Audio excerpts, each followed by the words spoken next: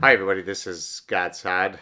I'll have more to comment regarding the events of last week, but I've been taking a bit of a social media break, and it's been very helpful to my sanity, and it has absolutely nothing to do with Donald Trump. It turns out that I actually live my life independently of what random strangers think on the internet or what Donald Trump does or does not do.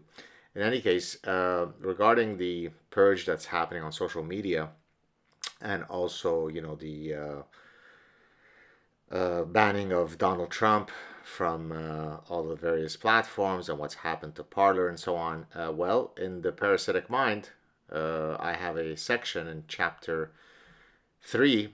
The chapter is titled Non Negotiable Elements of a Free and Modern Society, and I begin with the first section titled, very relevant to what's going on now, Social Media Companies and Free Speech. And so, what I thought I would do is I would read you this section. It's from pages 41 to 43, and it is very, very relevant to what is taking place today. And if you haven't purchased a copy of The Parasitic Mind yet, I hope that you will do so, because it truly does offer an explanation of how all of these idea pathogens have began, how they spread, and how we can inoculate ourselves against them. And if anything, with the incoming new administration in the U.S., the need for the parasitic mind will only continue to grow. So here we go. This is from page 41. Social media companies and free speech. Many people in the West have a poor understanding of the concept of free speech. Whenever I mute or block someone on social media, a cacophony of fools will accuse me of being a free speech hypocrite for, quote, silencing their voice. They do not understand that I have the right to walk away from their online taunts, insults, and idiocy. To do so is not, quote, restricting their speech, but expressing my right to avoid listening to them. This is an obvious point, and yet many people are confused by it. A second mistake is the mindlessly aped line, quote, media companies are not the government. They have the right to choose which content will be carried on their platforms, close quote. In a sane world, this would be a laughable position to hold, and yet it is endlessly repeated without any reflection on its nefarious implications. Google, YouTube, Facebook, and Twitter have more global control over us than all other companies combined. It is not hyperbole to say that they have more collective power in terms of the information they control than all the rulers, priests, and politicians of history. If knowledge is power, then these social media giants are nearly all powerful when they decide which information we can have and whether we can be allowed a social media platform. Big tech companies routinely ban right leaning commentators, but of course, this is all an unfortunate, quote, algorithmic coincidence, close quote. What could be more sinister? Another tool that online companies use to repress free speech is going after your wallet. Of the 1,000 plus clips on my YouTube channel, roughly one third have been demonetized, albeit some are monetized again once I file a request for a manual review. Many of my clips are demonetized prior to my even posting them publicly. In other words, an algorithm automatically demonetizes my clips as a default setting. In other instances, money exchange portals such as Patreon and PayPal, which are used by online content creators to solicit financial support, have banned individuals whom they feel have violated one of their tenets of acceptable speech. Carl Benjamin, aka Sargon of Akkad, an influential YouTuber on whose show I have appeared on 2 occasions, was booted from Patreon. The company had uncovered a clip where he used the quote N word as a means of mocking racists. Despite this context and the fact that the clip had not been produced on the Patreon platform, a key feature of their terms of use and hence not supported by his patrons, they deleted his account. This caused a gigantic backlash against Patreon. My good friends Jordan Peterson and Dave Rubin left the platform in protest, and many people pledged to boycott the company. But the boycott indirectly punished many other content creators who lost a huge amount of revenue. It cost me more than two-thirds of my financial support. As a libertarian, I am a fervent proponent of small government. I despise the never-ending and ever-increasing governmental encroachments into our daily lives. But it seems obvious that these online companies must be regulated as utilities. Just as your electricity or phone line is not shut off if the electric company or phone company doesn't like what you say, social media platforms should not be in the business of monitoring and punishing speech. So that puts an end to the part that I wanted to read from The Parasitic Mind. Let me just mention one or two additional things.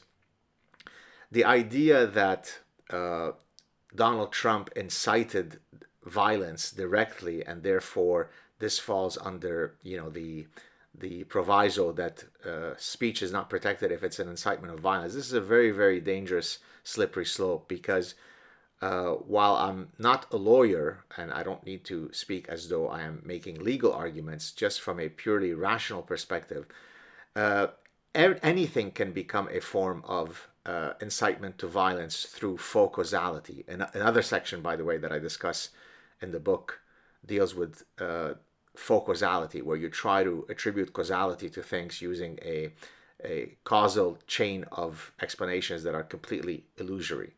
So Donald Trump did not behave properly. Donald Trump did stoke the fire. But that falls short of someone saying, hey guys, let's round up right now the Jews at this particular synagogue and torch them. That's a very clear and direct incitement to violence. The fact that he was, in my view, wrong in not accepting the results of the elections, and hence exhibiting or conveying his displeasure and telling the crowd to march on the Capitol Hill and express your protest and so on, that doesn't mean that he was literally calling for people to commit violence. Because think of it this way: prior to that particular dreadful event of last Wednesday, and by the way, let me mention here, since I'm talking about this, what happened last week was grotesque, but also what happened all summer with the noble protests was also grotesque. When you are making a judgment as to whether it is appropriate to use violence or not as a form of protest, you should put on your hat as a deontological ethicist, meaning that there's an absolute position to take whereby you say it is never okay to incorporate violence within your political protest, whether it's BLM who does it, or whether in this case it was a bunch of folks who decided to contest the defeat of Donald Trump.